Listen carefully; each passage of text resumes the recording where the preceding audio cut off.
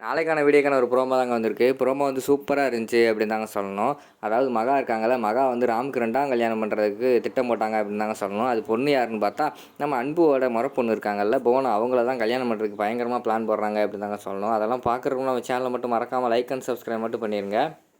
First எடுத்தோடனே அந்த புவனா இருக்காங்கல்ல, புவனாவும் ராமும் ரொம்ப க்ளோஸாக இருக்கிற மாதிரி காட்டிக்கிட்டு இருக்காங்க. அவங்களுக்கு ஏதாவது தண்ணியெல்லாம் வாட்டர் கேனில் ஊற்றி நம்ம ராம் வந்து அவங்களுக்கு ஊட்டி விடுற மாதிரிலாம் காட்டிக்கிட்டு இருக்காங்க. அது அந்த பக்கம் போன மகாவும் அர்ச்சனா வந்து பார்த்துடுறாங்க. பார்த்தோன்னே அர்ச்சனாவுக்கு வந்து பயங்கரமான கோவம் வந்துடுது. மகா அதை பார்த்துட்டு ஏதோ பிளான் போடுற மாதிரி காட்டிக்கிட்டு இருக்காங்க.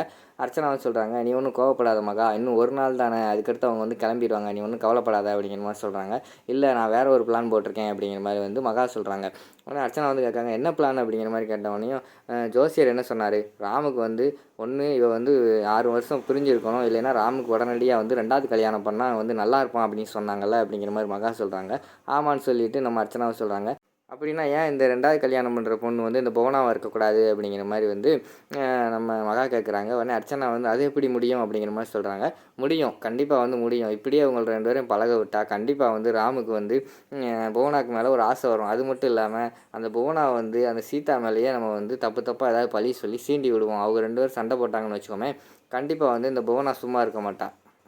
அந்த சீதா கூட சண்டை போடுவா. 2 பேரும் சண்டை போடுவாங்க. நம்ம உட்காந்து வேடிக்கை பார்க்கலாம். அவங்க 2 பேரும் சண்டை போட்டாங்கன்னா, கண்டிப்பாக அந்த புவனா வந்து சண்டை போட்டு சீதாவை வந்து இந்த வீட்டை விட்டு வெளியில் அனுப்பிடுவா. நம்ம வந்து சீதாவை இது பண்ணும், அது பண்ணும், அந்த பிளான் போட்டு, இந்த பிளான் போட்டு சீதாவை வெளியில் அனுப்புவோம். நம்மளும் பல பிளான் போட்டுக்கிட்டு இருக்கோம். ஆனால் அந்த தையல்காரியை வந்து இந்த வீட்டை விட்டு அனுப்பவே முடியலை.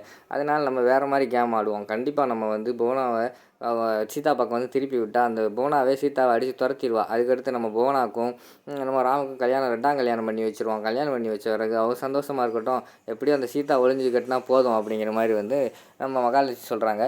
மகா பயங்கரமாக பிளான் போடுறே, அதான் இந்த வீட்டுக்கு நீ அரசியாக இருக்க அப்படிங்கிற மாதிரி வந்து அர்ச்சனா புகழ்கிற மாதிரி காட்டிக்கிட்டு இருக்காங்க. அதோடு பார்த்தீங்கன்னா இந்த ப்ரோமோ வந்து முடிச்சிடுறாங்க.